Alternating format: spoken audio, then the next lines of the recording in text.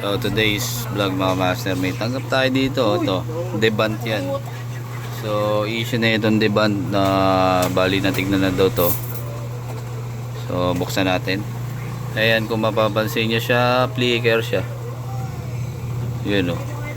Sobrang flicker nya. So try natin to repairin.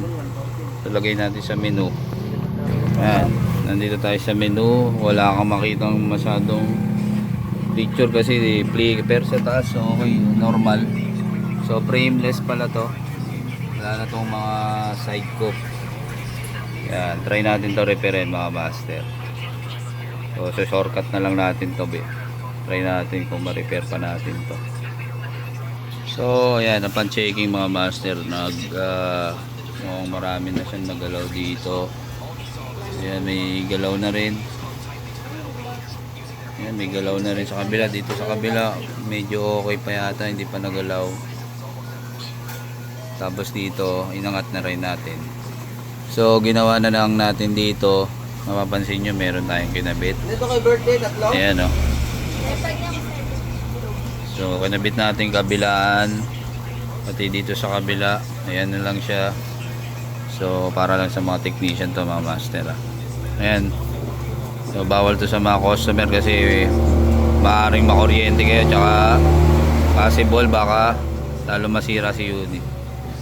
So ito yung kinabit natin. So nagkabit tayo na itong BGH BGL na to. So ginamit natin BGH lang kasi nga ang problema ay lakas yung flicker. So try natin to. So nagkabit tayo, tingnan natin supply. So siniployan ko siya ng 25 volts ba? Tama.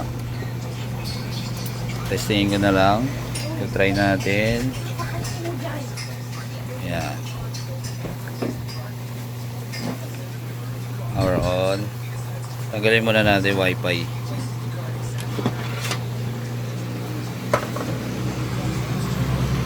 Yan. So flicker pa rin siya. So testingin na natin to, in-inject na natin mga master. Ayan o. Power on natin. So inject tayo niyan. Ayan, kaso ang lakas pa rin ng flicker nya. So teknika natin to mga master. Alright, testing natin. Wala. Okay.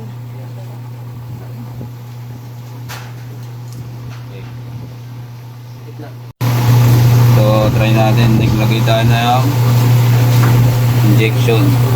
Kung papansin nyo mga master, ayun, lakas pa rin ng flicker.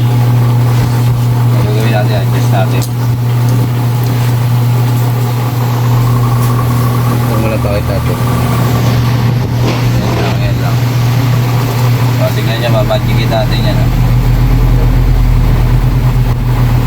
Hanggang sa tumino. Oh. Okay ba?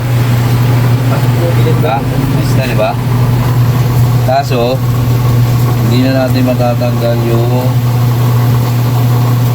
buhit.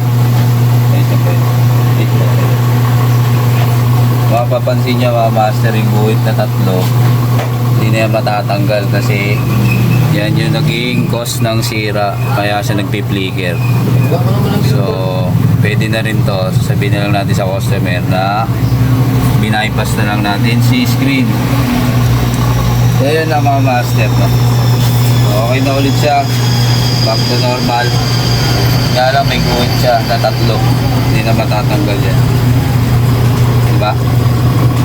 Okay, testingin na lang natin, kukuberan ko, kakabita natin ng wifi. So ito na mga master, buksan na natin. Nakabit ko na yung loob, try natin kung okay na siya. So yun, mapapansin nyo agad yung buhit.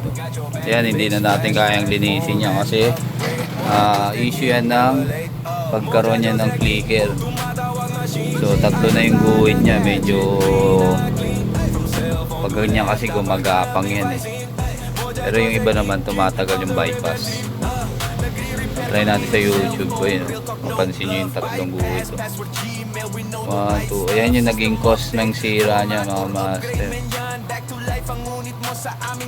Search natin si Mojajo. Okay naman siya.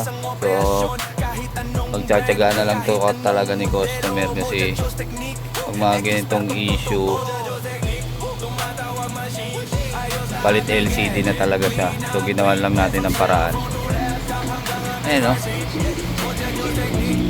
Okay na, di ba? So yun lang mga master, hanggang dito na lang. Buti na-repair pa natin tong deband na to. Ayan. Okay pa naman siya, mapapanooran pagtsatsagaan lang ni customer to.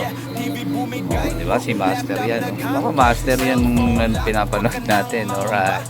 So sa mga hindi pala follow and subscribe sa ating YouTube channel, subscribe nyo siyempre si Mojajo's Technique. Yan, sa Facebook page natin. Follow nyo rin sa Facebook page. Like and share nyo mga master. Yan.